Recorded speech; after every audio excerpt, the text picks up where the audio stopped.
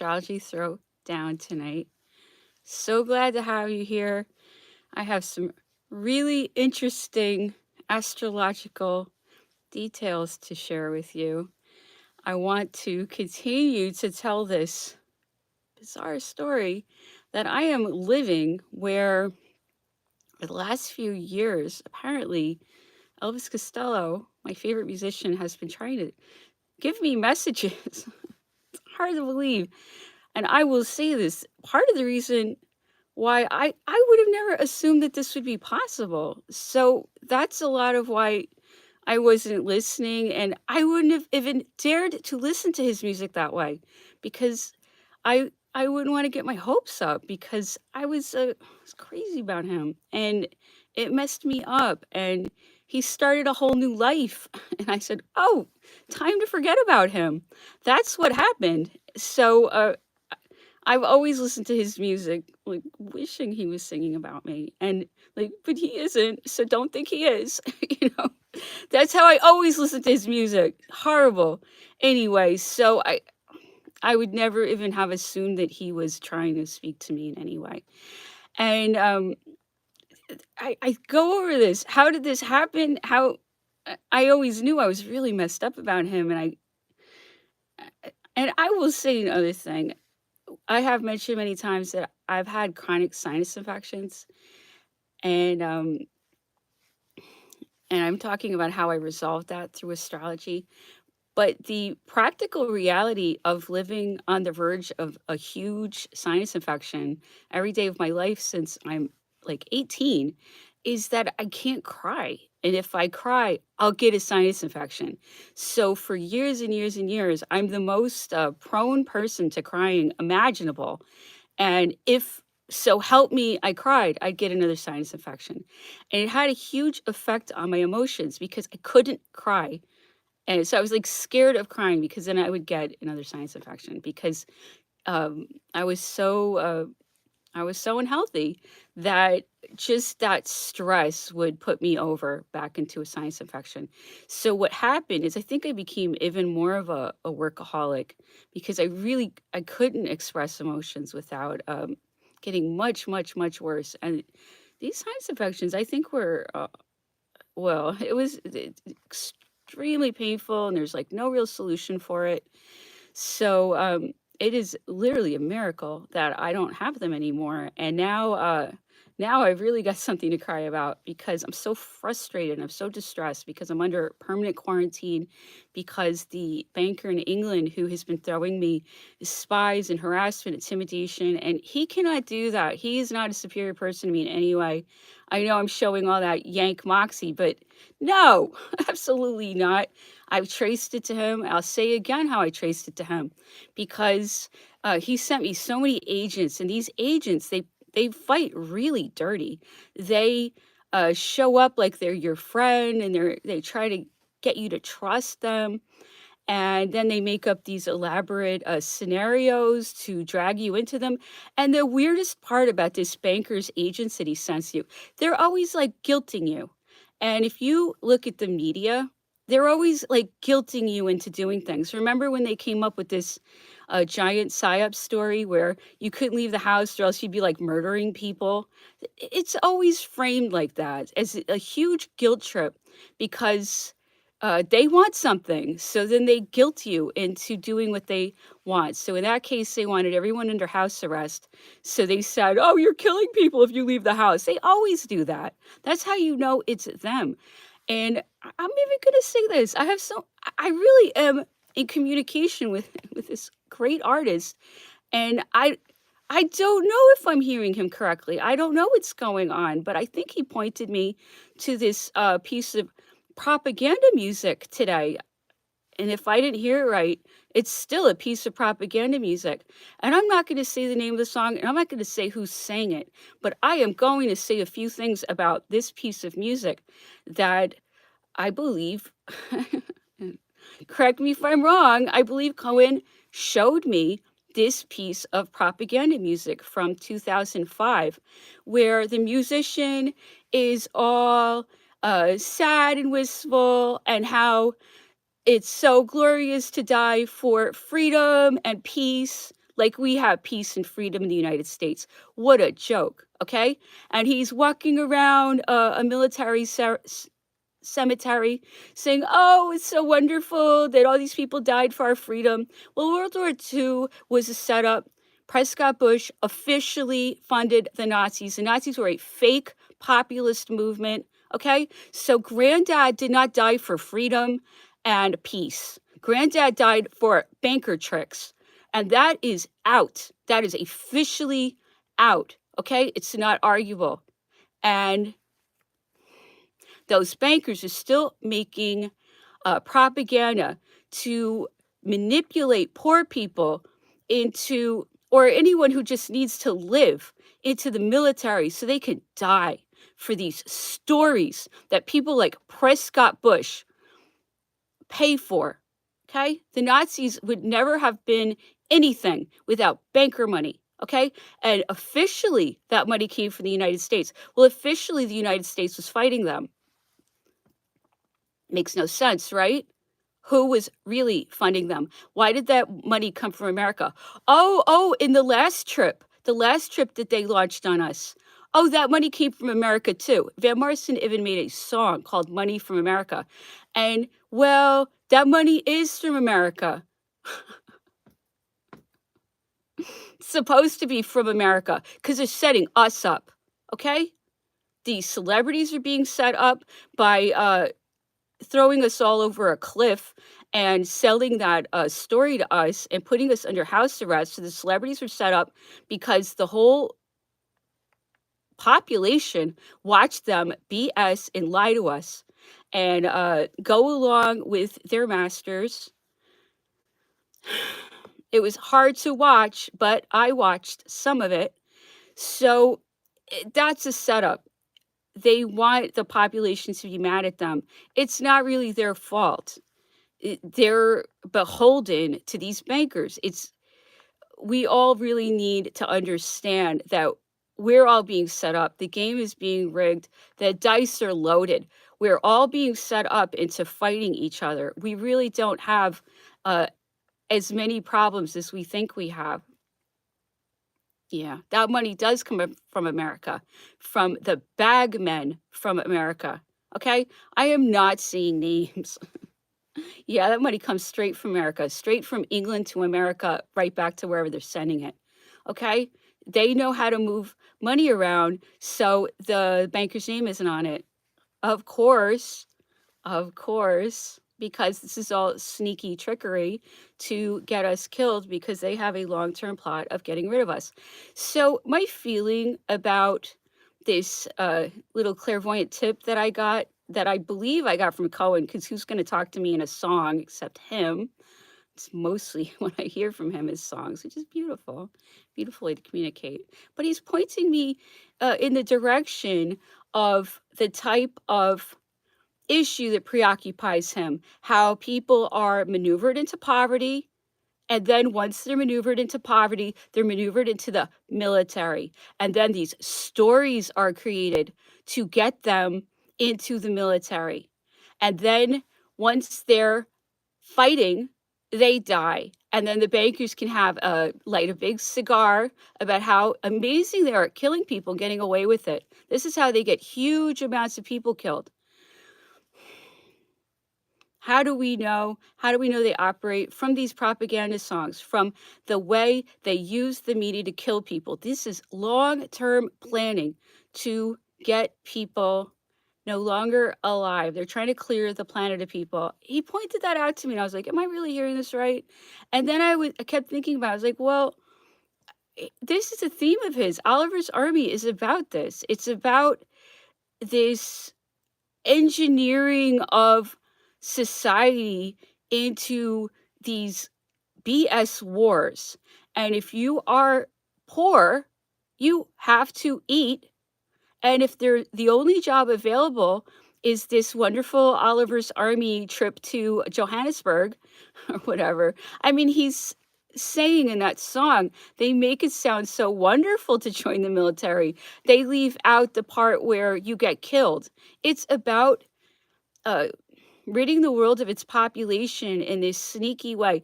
The reason I'm bringing all this up is I took that as validation, this song that I'm talking about, and you can't really criticize the song and you can't really criticize a singer because it's, oh, the veterans. Okay? I just want you to see how the trick works. Now you can't talk about it because the veterans. You see, there's always like a guilt trip in there, so they can maraud and kill and trick people and guilt them into killing themselves or maneuver the whole society into its own demise. But then if you like say something against the veterans, all the publicists will come running, being like, "But what about the veterans?"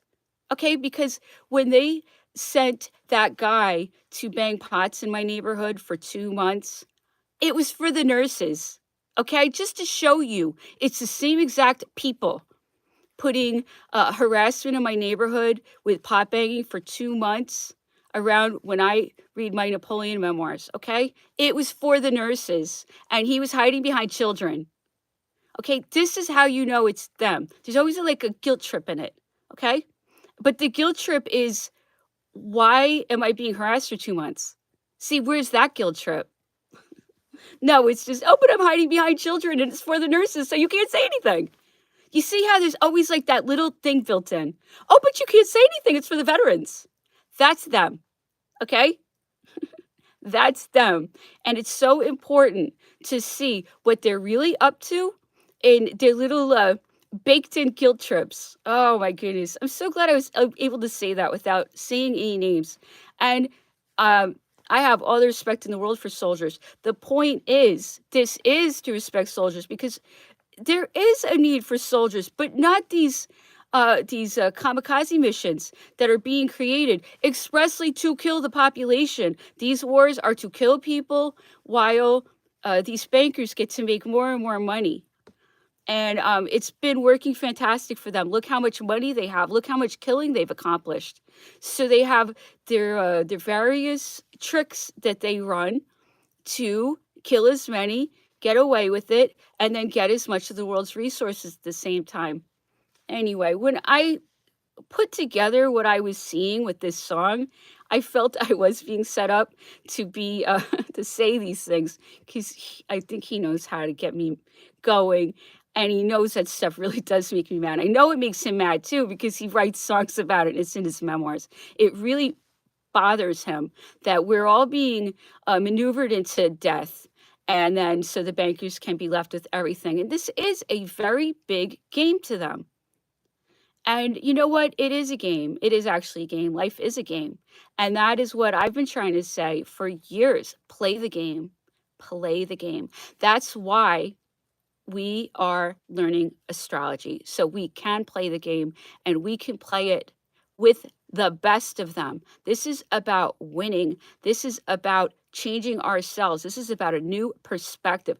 Understand that the people who run the media are running guilt trips and they're searching for ways to rid the world of us. Okay? He showed me that song, and the whole point of it was, there they go again. This is how they do it. That song was from 2005. So it's ongoing plots to find ways to rid the world of its population while they get more and more of our resources. This is that dynasty at work. And that dynasty has had so much success for 200 years. And we should be so ashamed of ourselves. And I know I am, but like I said, all I can do is fight as hard as I can all day long, every day. Please join me. Please fight, fight, fight, fight. Pray, search for the truth, find out what your mission is, and learn your astrology because your astrology will tell you where you're going. And that is another thing that I want to point out because I have to talk about this as it is. I'm perceiving telepathic interaction with Elvis Costello, who I like to call Cohen, the King of America, Napoleon Dynamite. I feel he has Napoleon spirit, and I do feel he's dynamite. So it's just my way of calling him Napoleon without confusing him with historical Napoleon, okay? But I think they have the same spirit, but I can't call him Napoleon without the confusion. So I call him Cohen. But, I have such a new perception of him. I really don't even wanna use his old name because I I I think he's the best musician of our time. It's not that I don't think Elvis Costello is fantastic. I just wanna see him in a new way, and I want him to have a new name if he needs it because I know the games they play with names. They own that name. It's all theirs. It is a financial commodity. Wouldn't it be so nice to be free? Are there ways to become free? How can we find out? That is such a good question. And the other thing that I wanted to say was that when finally I understood that it was possible for Cohen to become telepathic with me because I felt he was asking me in a boy named If to be telepathic with him, but now that I listen to Hey Clockface, I hear it there too. But I was so careful not to think that stuff was about me because I'm so emotional and I can't really deal with my emotions because I'm so emotional. So I can't start thinking that he's writing albums uh like that about me because then I'll lose my mind. I'm not uh I'm not stable. I'm anxious. I'm not crazy, but I have to stay calm. And I can't start thinking that he's writing songs about me when he isn't because I'll lose my mind. And that's a lot of it. But I did know there was something, look now, that had to do with me. But I was, see, Saturn in the third house in Cancer. I was scared. I was scared to hear what he would say. And it's because I'm so emotional about him. And I just think I'm going to lose my mind about him. Which, give me time. But anyway, I'm just seeing why I wasn't listening and I wasn't believing and all this stuff. It's just because I can't, it's like tsunamis exploding. I can't, it's too much. I go crazy. Anyway, but we're doing our best. So when finally I could possibly believe, he had to go so over the top to get me to believe that anything was about me. But he got to the point where there could not be any doubt in a boy named If. I was like, oh my goodness. But I couldn't get my hopes up. Anyway, so as soon as I could hear him telepathically, I could tell there were some things he really wanted to tell me. And I think he knew that that I have a very low opinion of where he's ended up personally as a person. I will say this. If I will talk about our situation, the tragedy of us is that we're both in this horrible nightmare of the world right now where we're so compromised just to live, all of us, not just me and him. I'm gonna cry. We're doing our best. He's doing his best. I'm doing my best, but our best isn't great, you know? And I have such a high opinion of Napoleon. Oh gosh, I can't talk about this. Anyway, so we need to improve. We really need to improve. And all of us need to improve, but we need a chance to improve. And that's what we're fighting for. So he really wanted me to understand that he was on my side, and I couldn't see that, especially after the last 2 years, watching all this treason, and he is on the side of the treason people.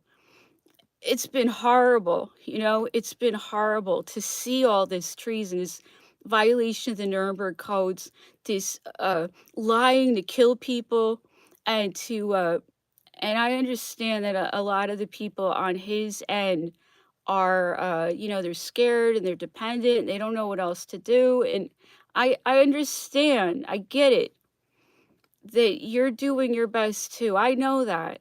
And I know you're not all heartless, but from our perspective, you were all lying to kill us.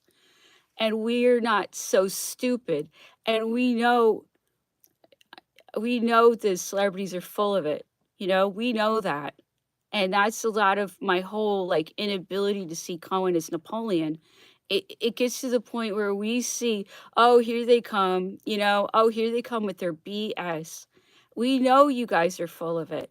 and you guys are full of it, and and you guys, oh, now that you've all this interest in our health, oh, come on. And then I have to see him on that side.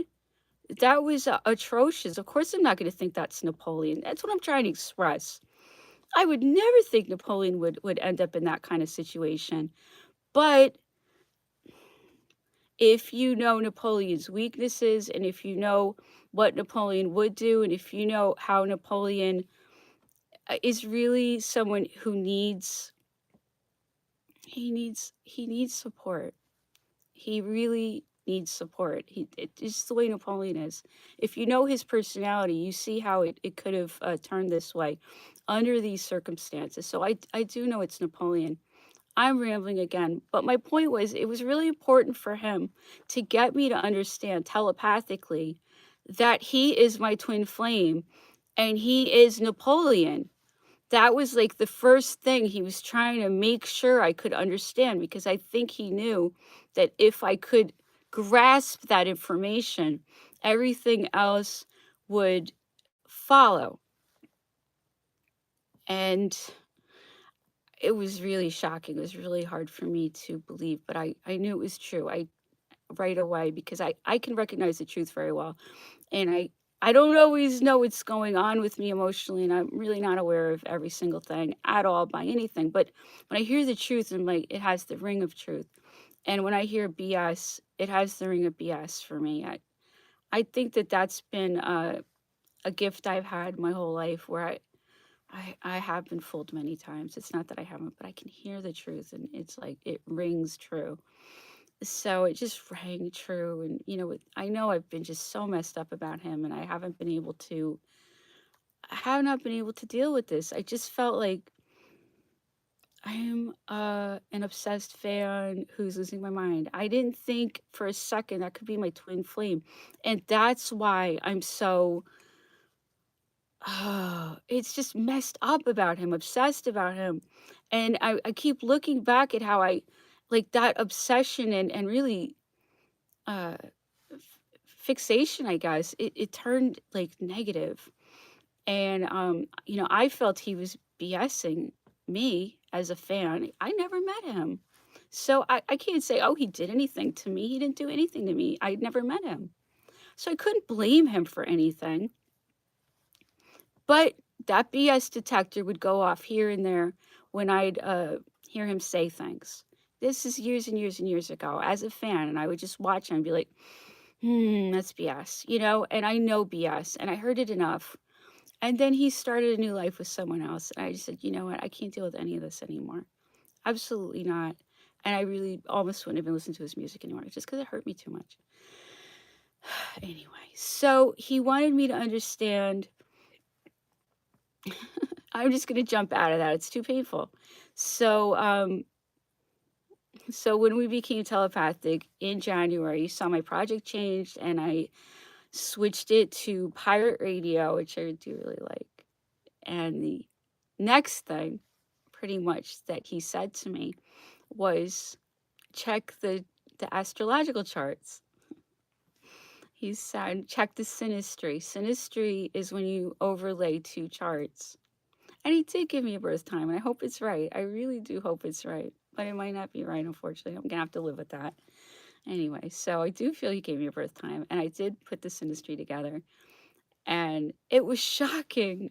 And so he knew what he was doing. He knew if he could get me to believe the truth, and it is the truth, that he's my twin flame, that he's Napoleon. If I could see the synastry charts, that I'd get it. And I did. And I did get it. I was just really shocked. And the other thing he said that was so sad. Everything about this is sad because it's so emotionally affecting. And he seems so much like better at dealing with his emotions than I am, which is surprising. But he seems so much more in touch with his emotions. But like I said, if I cried, I got sick. So I really couldn't. And it's volatile. My feelings are really like, I'll just start like screaming, crying. You see, I can barely control myself. Oh, anyway. What was the other thing that he told me? I can't remember now.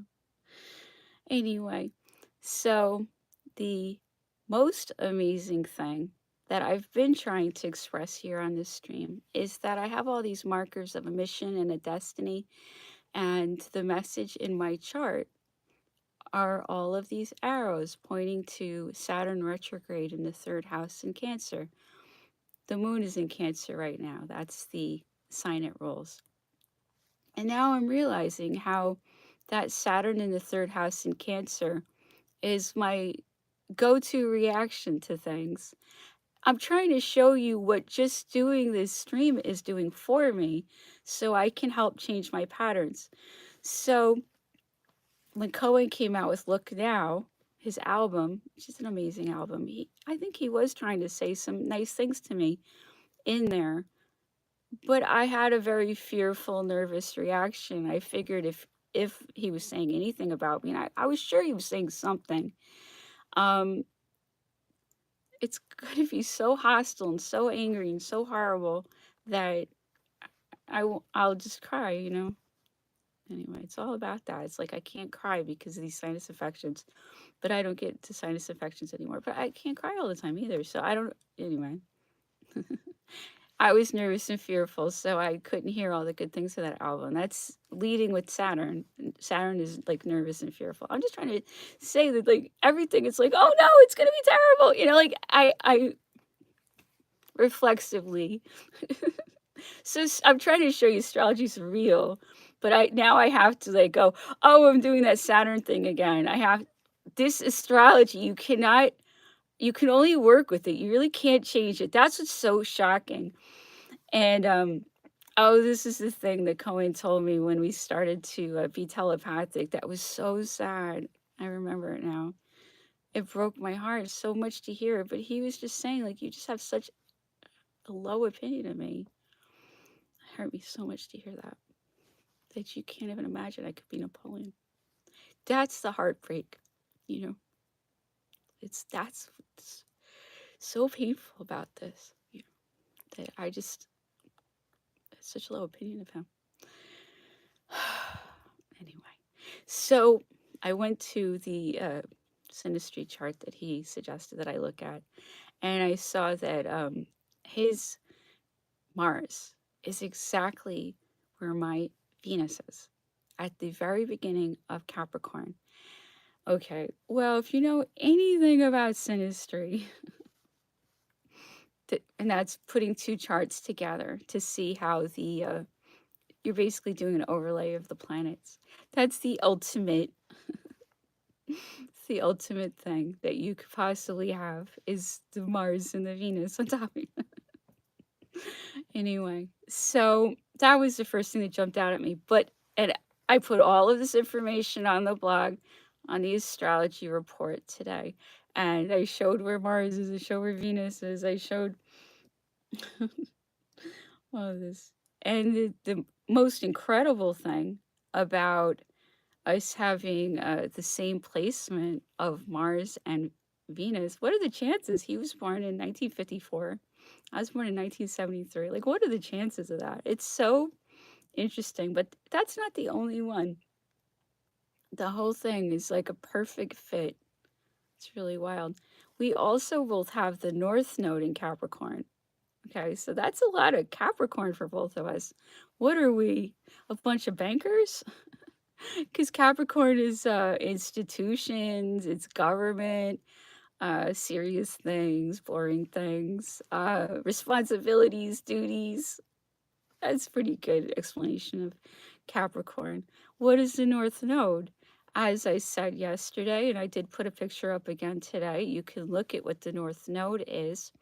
It involves the path of the moon and how it intersects with the path of the earth.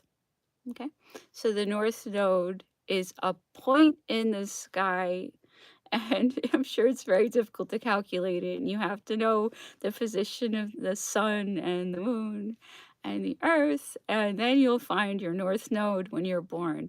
And there's a North Node right now. I could tell you where the North Node is right now. So the point of a North Node is it's an area that you're not so strong in, but you're supposed to move in that direction. So your south node, which is going to be the polar opposite of your north node, is supposedly where you're from, where you're comfortable, where you come from. So it's very interesting that me and Cohen both have our north node in Capricorn. Okay. And we both have our sun and Mars in the same position in Capricorn. Capricorn is like a dour. January is Capricorn. It's a scarcity. It's the father. It's stern. It's old. It's not fun. Capricorn's not fun. And we both have like everything, our future, our destiny, where we're not really that strong, but we better get strong because we're on our way there, whether we like it or not. That's what this is saying, that we're both headed in the same direction. It's shocking. It's really stunning because, if I heard him correctly, he is right. The astrology is unbelievable. It's incredible what it's saying. And so it's just saying we're headed towards structures, creating structures, organizing, taking on responsibilities. We're artists. The opposite of that is Cancer. We're like emotional train wrecks. That's Cancer. That's where we come from. That's what we're comfortable with, being really emotional, expressive. And then moving towards cold, calculating, ambitious Capricorn. Anyway, so I hope I made my point. If you want to read more about that, it's on the astrology report. I think that's a really big deal. These charts are talking to us. And every single day, I can give you more circumstantial evidence why this person is my twin flame and he has the spirit of Napoleon. And now I can continue to do it. I mean, how do I extemporaneously every night do this? It's because it's true, is how. That's my secret. I tell the truth. They can't do this because they're not telling the truth. They have to come up with the guilt trip, come up with the children to hide behind, come up with the how dare yous and all other games. They can't be real. They wouldn't even know. Anyway, so let's listen to another letter from Napoleon to Josephine. She is cheating on him. His heart is breaking. He's losing his mind. And this is another thing. Oh, he makes her pay for it. Yes, he does. He says, he acts like he's over it, but he never gets over it. He does make her pay for it. You do not mess with him because he is a Corsican. A Corsican. They will never, ever, ever, ever, ever just let something go. Not a Corsican. Anyway, Napoleon acted like the other Corsicans were worse than him, but I don't even know. All right, let's do this letter. I am in receipt of the letter which Berthier had sent to Genoa. You have not had time to write me. I feel that easily. Surrounded by pleasures and junketings, you would have been ill-advised to make the least sacrifice for me. Berthier has been pleased to show me the letter you wrote him. I don't want you to make any changes in your plans at any rate as to the parties of pleasure offered you. I would not cause you the least vexation. The pleasure or unhappiness of a man you do not love has no right to interest you. For me, to love you alone, to make you happy, to do nothing to contravene your wishes, that is the aim and end of my life. Be happy. Give me no reproaches. Do not interest yourself in the felicity of a man who does not live except in you, who has no joy except of your pleasures, your happiness. When I require of you a love equal to mine, I do wrong. How should one weigh lace in the scales against gold? When I sacrifice to you all my desires, all my thoughts, every moment of my life, I yield to the ascendancy which your charms, your character, your entire personality have been able to establish over my unhappy heart. I do wrong, seeing that nature has not given me attractions to win you, but something I do deserve from Josephine, which is regard, esteem, because I love her to madness and uniquely. Adieu, adorable woman. Adieu, my Josephine. Let fate accumulate upon my heart every sorrow, every pain, but may give to my Josephine prosperous and happy days. Who deserves it more than she? When it shall be established that she no longer loves me, I shall end the chapter of my profound grief and shall content myself with being useful to her and good for something. I open the letter again to give you a kiss. Ah, Josephine, Josephine Bonaparte.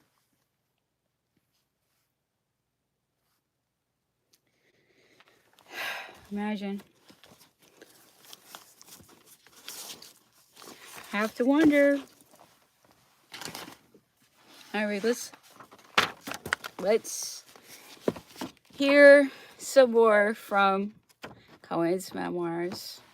Okay, so he's just moved out, I believe, the West London suburbs in a plasticky New World over his breakfast bowl, watching the accountants go off to work. And his dad knew all about spies, knew exactly what to look for. Spies are way too nice. They're just fake. They're like, hey, they're fake. They're fake and they're too nice. All right. Anyway, and Cohen's dad knew all about that. So let's hear some more. At the corner of the street lived a glamorous woman with a blonde ponytail who drove a red sports car. Each evening, she parked it in a row of garages in the courtyard below our window, and I would watch her daintily walk the length of road back to her own front door. However, this pretty memory will be forever crowded out by that of the nightmarish kin who lived beneath us, a family whom I later named Macbeth in a song consisting of an unmarried brother and sister who lived with their aged mother. The male sibling, Vivian, was constantly offering apologies to my parents for the unreasonable complaints of his frightful clan. If I walked across the floor above their heads, I was alleged to have been jumping up and down in my football boots. If our dog whimpered, it was said to be menacing the Macbeths and howling at the moon. If we laughed on the path past her door, it would be flung open to a hysterical stream of abuse. The sister was clearly a witch, and the more witch-like she behaved, the more we misbehaved. Eventually, a compromise was reached.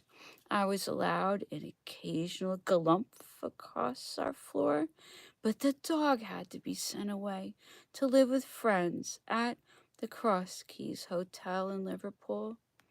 When the Macbeth mother passed away, the unhinged sister became more and more difficult. It must have been about 1961 when my Nana was making her first visit south after losing her husband 3 years earlier. I was by then a boisterous 7-year-old, and forgot one of the prohibitions, such as laughing or singing while passing our angry neighbor's open window. I turned my head and ran up our stairs. Moments later, there came hammering at our front door. The letterbox was pushed open by agitated fingers, and dire threats and abuse came screaming through the slot with an intensity that was at once both comical and quite frightening. My Nana was small, a woman given to palpitations, but could easily dismiss Jehovah's Witnesses or other salesmen from her doorstep with a sharp word or two. This instance probably required something stronger. In the hallway, she reached into a cupboard for a canister and descended the stairs to our front door. For a terrifying moment, I thought she was going to turn the lock and invite in the banshee, but in one swift movement, my Nana bent down and through the letter slot, sprayed the hysterical woman in the eyes with fly repellent. There she is. What a great Nana. So good. Anyway, thank you for listening. Have a great evening.